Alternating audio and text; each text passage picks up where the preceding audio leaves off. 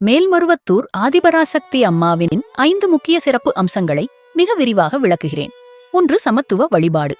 மேல்மருவத்தூர் ஆதிபராசக்தி கோயில் சாதி, மதம், இனம், மொழி, பால் வேறுபாடு இன்றி அனைவரையும் கருவறையில் சன்னிதானத்தில் நுழைய அனுமதிக்கிறது.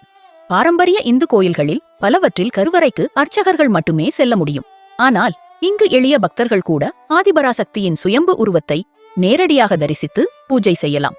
இது ஒரு தாய் ஒரு மானுடம் என்ற பங்காரு அடிகளாரின் கொள்கையை உலகிற்கு உணர்த்துகிறது. இந்த சமத்துவ அணுகுமுறை உலகளவில் லட்சக்கணக்கான பக்தர்களை ஈர்த்துள்ளது. 2. பெண்களுக்கு முழு உரிமை. பெண்கள் கருவறைக்குள் சென்று அர்ச்சனை, அபிஷேகம், பூஜை செய்ய அனுமதிக்கப்படுவது இப்பீடத்தின் மிக முக்கிய சிறப்பு. பல கோயில்களில் மாதவிடாய் காலத்தில் பெண்கள் கருவறைக்கு செல்ல தடை உள்ளது.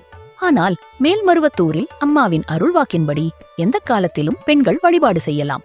இது பெண்களுக்கு ஆன்மீக உரிமையை மட்டுமல்ல, சமூக சமத்துவத்தையும் உறுதி செய்கிறது.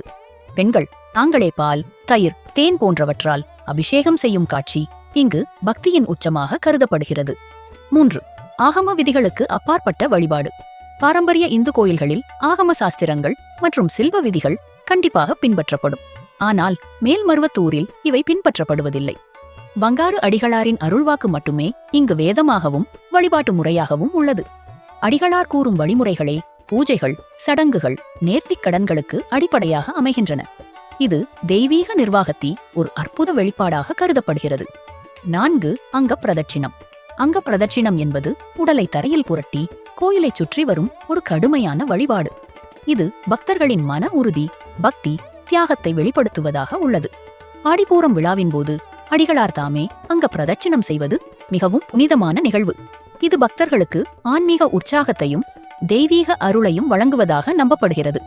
இவ்வழிபாடு பாப விமோசனத்திற்கும் மன அமைதிக்கும் உகந்தது. 5. நவராத்திரி அகண்ட தீபம்.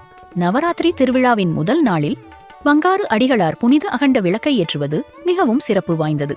இந்த அகண்ட தீபம் ஆதிபராசக்தியின் ஒளி வடிவத்தை பிரதிபலிக்கிறது.